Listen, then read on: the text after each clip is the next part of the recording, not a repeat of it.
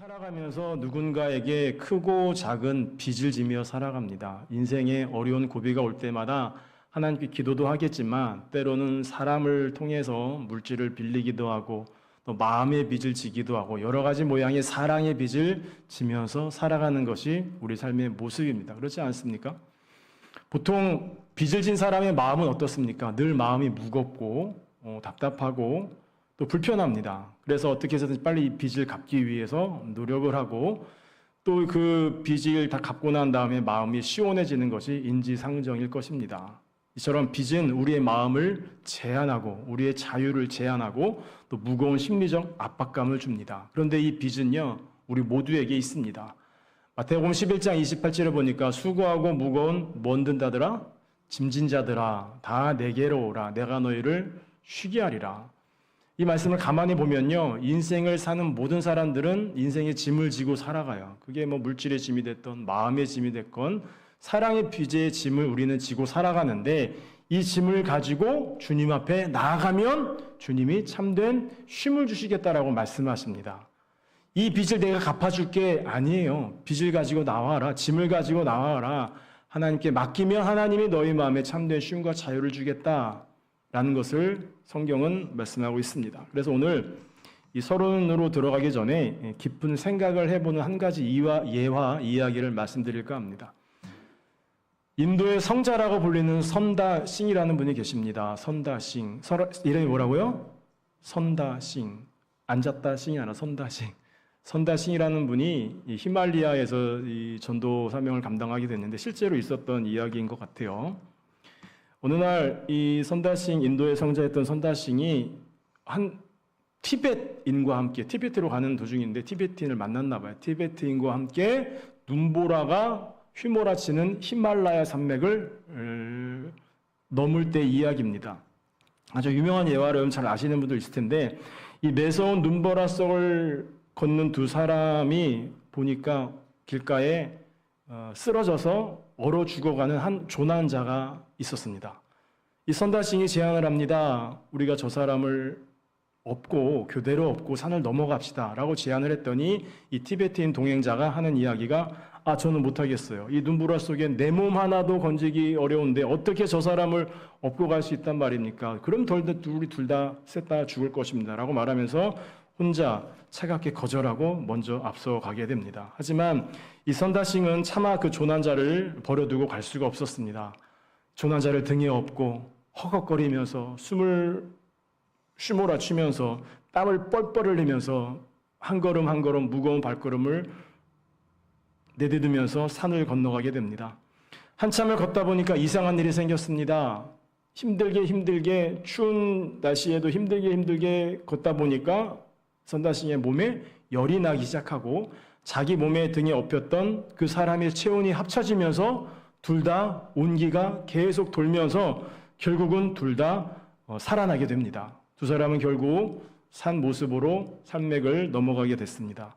무사히 산 아래 마을에 도착했는데요. 그러다 마을 어귀에 다다랐을 때 한 사람을 보게 되는데 그 사람이 누구냐면은 길가에 꽁꽁 얼어붙은 한 시체 한 구가 있었습니다. 자세히 보니까 그 사람이 누구였을까요? 조금 아까 자기 혼자 살겠다고 횡하고 가버렸던 그 티베트인이 죽은 채로 꽁꽁 얼어붙어서 있던 것입니다.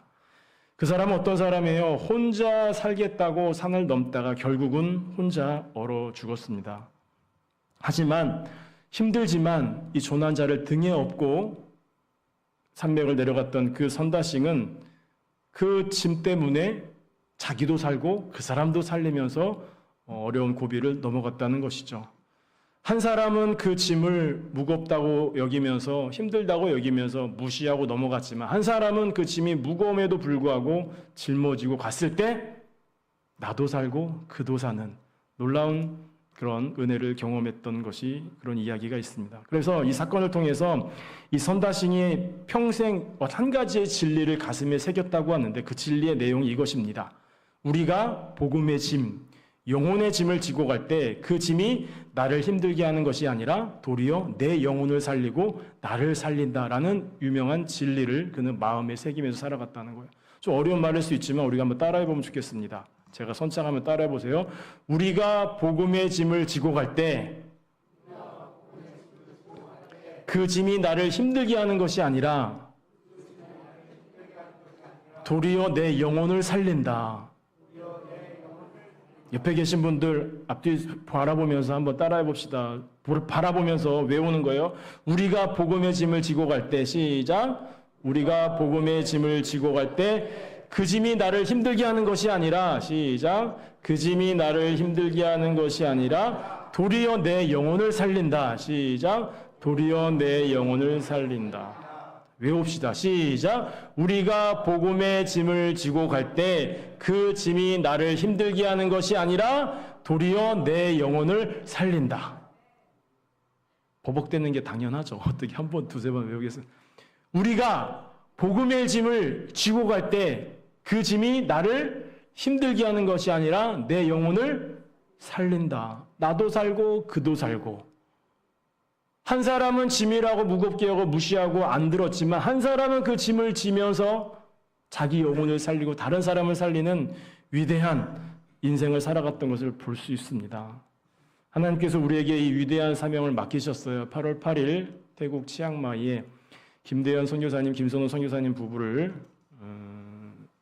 선교사님을 파송하면서 우리가 그 복음의 짐을 함께 나누어 줘야 되지 않겠습니까? 그럴 때 내 영혼도 살고 교회도 살고 하나님 나라의 확장에 아름답게 쓰임 받을 줄 믿습니다.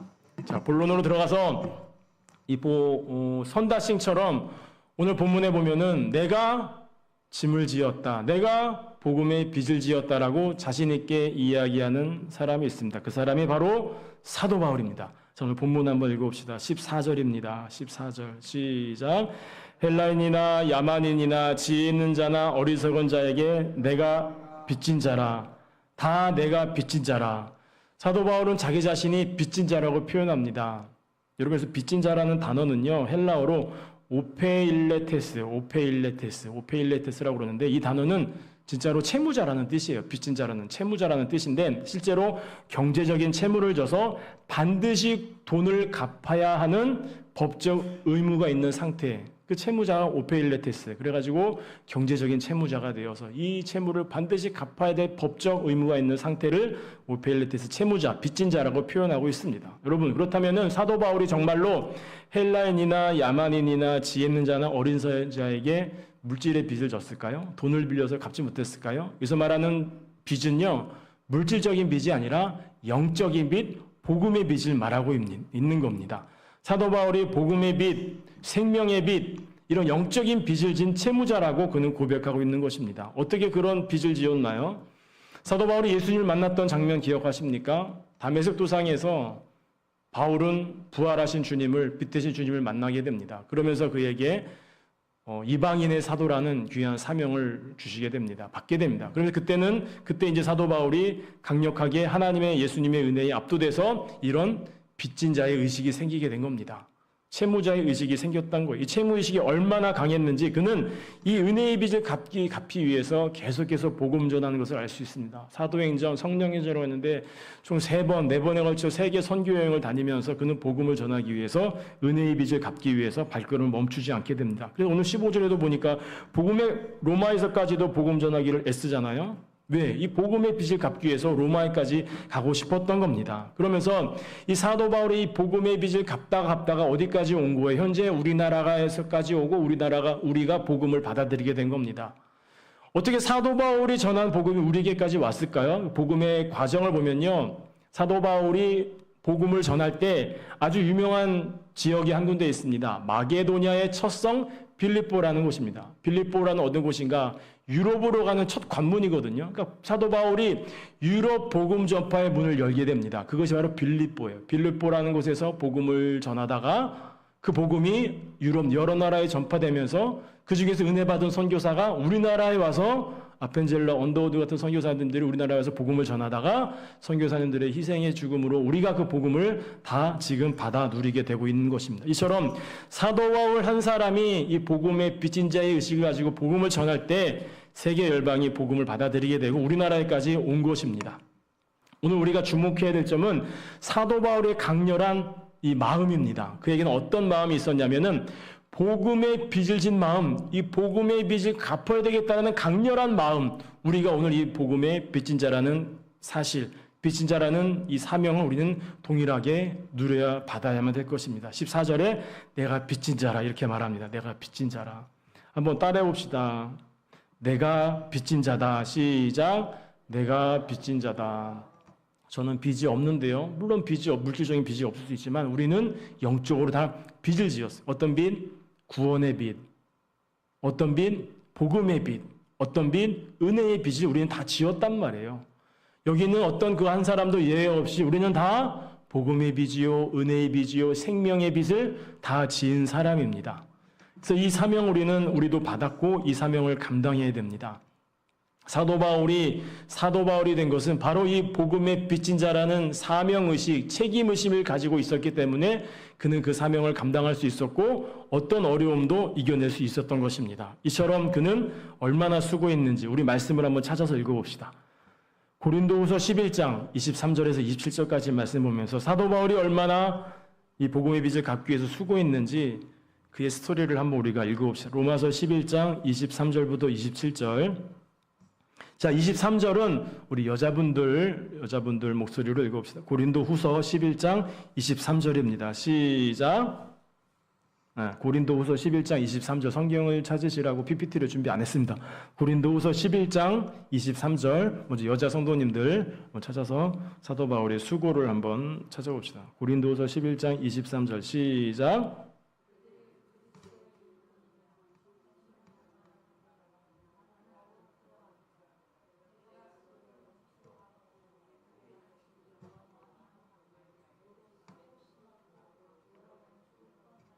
자, 말씀을 봐봐요. 사도 바울이 복음의 빚을 갚기 위한 수고를 어떻게 했어요? 수고를 넘치도록 해서 그 수고의 내용들이 나옵니다.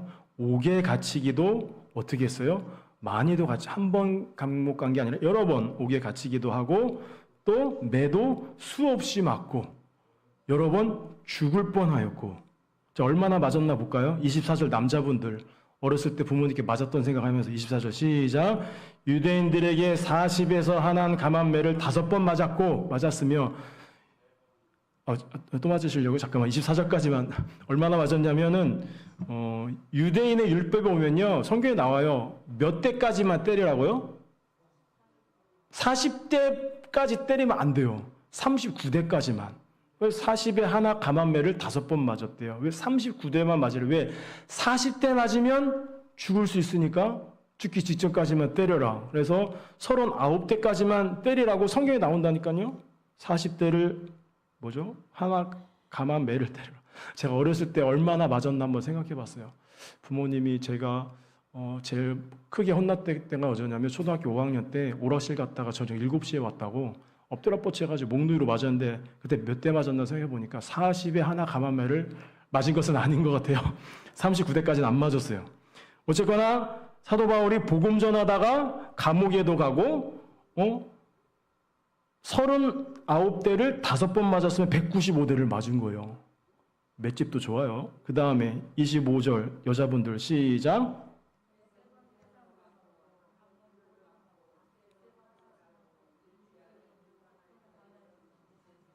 세 번 태장으로 맞고, 태장은 몽둥이입니다. 막대기로 3번 맞은 거예요. 3번, 저는 더 많이 맞았던 것 같은데. 3번 태장으로 맞고, 1번 돌로 맞고, 루스드라에서 있었던 일입니다. 1번 돌로 맞고, 3번 파선하고, 배 타고 가다가 파선됐단 말이에요. 일주일을 바다에서 지냈을 정도로 복음 전하다, 이런 엄청난 또 어떤 위험이 있었어요. 26절 남자분들 시작. 여러 번 여행하면서 강의 위험과 강도의 위험과 동족의 위험과 이방인의 위험과 시내의 위험과 광야의 위험과 바다의 위험과 거짓 형제 중에 위험을 당하고, 위험도 아주 종류별로 다 당했어요. 뭐 하다가? 복음 전하다가. 얼마나 억울합니까? 우리가 복음 전하는데 이런 위험이 있다는 거예요. 여러분, 우리가 신앙생활 잘하고 복음 전하면 아무 일 없을 것 같죠? 더 큰 어려움이 있습니다. 안 맞을 것 같죠? 하나님, 나 잘했는데 왜 때려요? 맞는다니까요. 맞으면서 감당해야 되는 건가요? 하여튼 하나님의 일을 감당하다 보면은 이런 고난이 있는 거예요. 사도 바울이 복음 전하 잘 됐어요? 육적으로 엄청난 고난을, 우리가 신앙생활을 자꾸 인과응보적으로 생각합니다. 하나님께 신앙생활 잘하면 복만 주시겠지. 아니에요. 고난도 역경도 주십니다. 왜? 그게 복을 받는 통로거든요. 과정이거든요. 그러니까 여기 엄청난 위험들을 그는 감당했어요. 마지막 27절 여자분들 읽을까요? 시작. 또 수고하며 애쓰고 여러 번 자지 못하고 줄이며 목마르고 여러 번 굶고 춥고 헐벗었노라. 수고했대요. 애썼대요. 여러분 잠도 못 잤대요. 복음 전하 잠도 못 잤대요. 우울증을 잠 못 잔 게 아니라 복음 전하 잠 못 자고 줄이며 목마르고 얼마나 배고팠는지 복음 전하 못 먹었대요. 복음 전하 먹을 거 주셔야 되는데 못 먹었어요. 여러 번 굶고 반복적으로 했다는 거예요. 반복적으로. 금식을 밥 먹듯이 한 거예요. 굶을 밥 먹듯이 헐벗었노라. 하나님이 복음 전하 입혀주셔야죠. 먹여주셔야죠. 책임지셔야죠. 그런데 복음 전하 이런 엄청난 수고를 그는 감당했던 겁니다. 이렇게 감당할 수 있었던 그의 마음에는 뭐가 있었어요? 복음의 빚진 자라는 채무의식이 강렬하게 있었기 때문에 이런 어려움 가운데서 복음을 전하게 됩니다. 언제까지요? 생명 다할 때까지 복음을 전하게 됩니다. 저는 이 말씀이 우리가 아시는 말씀, 다 아는 말씀, 복음이 사도 바울이 복음 전에 이런 어려움을 당했대. 근데 이게 우리 삶에 한번 적용해 보십시오. 우리가 선교하다가 복음 전하다가 이런 어려움을 당한다. 보통 사람 같으면 어떻게 했을까? 하나님 일 안 할래요. 아니 선교하고 복음 전하고 전도했는데 왜 이런 어려움이 나에게 닥쳐야 됩니까? 하나님 원망하고 핍박하게 하지 않겠어요? 어린 신앙이라고 그래요. 하지만 사도 바울을 보세요. 그는 복음의 빚을 갚기 위한 엄청난 영적인 채무의식이 있었기 때문에 이런 엄청난 누구도 감당할 수 없는 이런 어려움을 그는 넉넉히 감당할 수 있어요. 얼마나 힘들었겠습니까? 그럼에도 기도해주는 성도들, 동역자들, 함께 옥에 갇혔던 아리스도 같은 사람이 있었기 때문에 그는 끝까지 생명 다해 복음을 전하게 됩니다. 자, 여러분 앞에 보시죠. 이 복음의 빚이 사도 바울에게만 해당되는 것입니까? 아니에요. 이 시대를 살아가는 저와 여러분들도 똑같은 복음의 빚을 진 자들입니다. 그런데 왜 우리 사도 바울 같은 삶을 살지 못할까요? 사도 바울은 내가 복음의 빚진 자라는 엄청난 영적인 그런 강렬한 채무의식이 있었지만 우리는 채권자 의식을 가지고 신앙생활을 해요. 채권자 의식. 뭔가 받아야 되는 거예요. 하나님 복 주세요. 하나님 이렇게 신앙생활 했으니까 복을 받아야 될 거 아닙니까? 자꾸만 받으려고만 하는 거예요. 받으려고만. 내가 드리고 갚고 헌신하고 이런 게 진짜 신앙생활이고 사도 바울 같은 마음인데 자꾸 채무자의식이 돼가지고 하나님 복을 주시옵소서. 물론 기도도 해야 되지만 당연히 받아야 되는 것이 마땅하죠. 아니에요. 먼저 드려야 됩니다. 바쳐야 됩니다. 헌신해야 됩니다. 복음 전하며 나가야 되는 거예요. 그럴 때 하나님이 책임주신 놀라운 은혜를 경험하게 되는 것입니다. 우리가 이런 사도 바울처럼 엄청난 복음의 빚진 자 의식을 가지고 있어야만 사도 바울과 같은 위대한 사람이 될 수 있는 것입니다.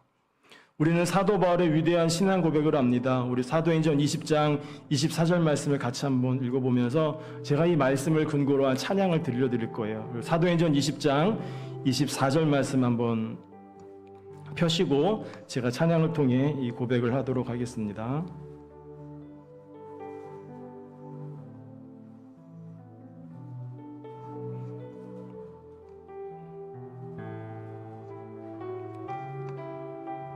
자, 23절부터 4절입니다.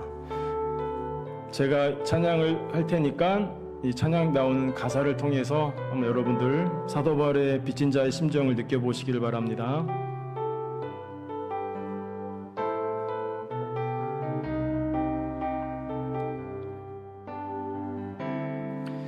나 심령에 매여 예루살렘으로 가는데 무슨 일을 만날는지 알지 못해도 주 성령이 내게 증거하신 결박과 환난이 나를 기다린다 하여도 나의 달려갈 길과 주 예수께 받은 사명 하나님의 그 크신 은혜에 복음 증거하는 그 일을 마치려 하면은 내 생명 귀히 여기지 않으리.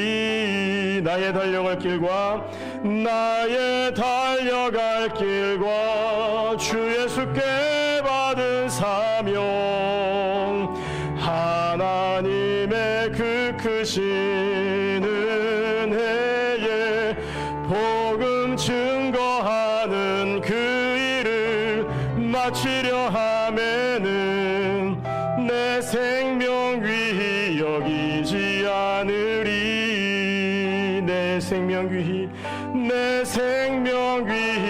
여기지 않으리.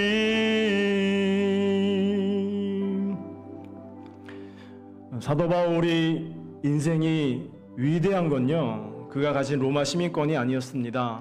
그에게 있었던 위대한 우월의식, 선민의식이 아니었습니다. 세상의 어떤 지식과 학식이 그를 위대하게 만든 것이 아닙니다. 세상의 그 어떤 배경도 그를 위대하게 만든 것이 아닙니다.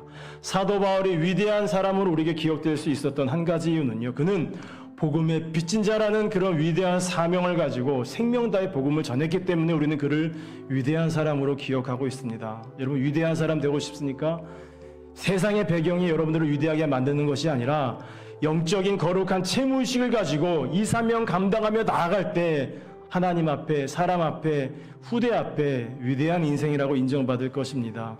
오늘 이 자리에 나온 저와 여러분들이 사도 바울처럼 내가 빚진 자라는 엄청난 채무의식을 가져야 됩니다.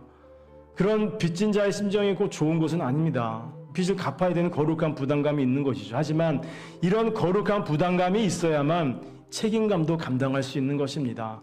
저와 여러분들이 사도 바울의 2000년 전의 고백, 내가 빚진 자다 라고 고백했던 것이 지금 우리에게도 동일하게 해당되는 것입니다. 바울만 그 빚을 갚는 게 아니라 지금 우리도 이 빚을 갚아야 되는 것입니다. 저와 여러분들이 이 말씀을 기억하면서 서두에 드렸던 선다싱의 이야기를 생각해 보십시오. 그가 짐을 짊어지고 갔을 때 그도 살고 남도 살리는 엄청난 일을 했던 것처럼 우리도 복음의 짐, 영혼의 짐, 복음의 빚을 짊어지고 나아갈 때 하나님 우리를 통해서 하나님의 영광 받으시고 위대한 일을 이루어 가실 줄 믿습니다.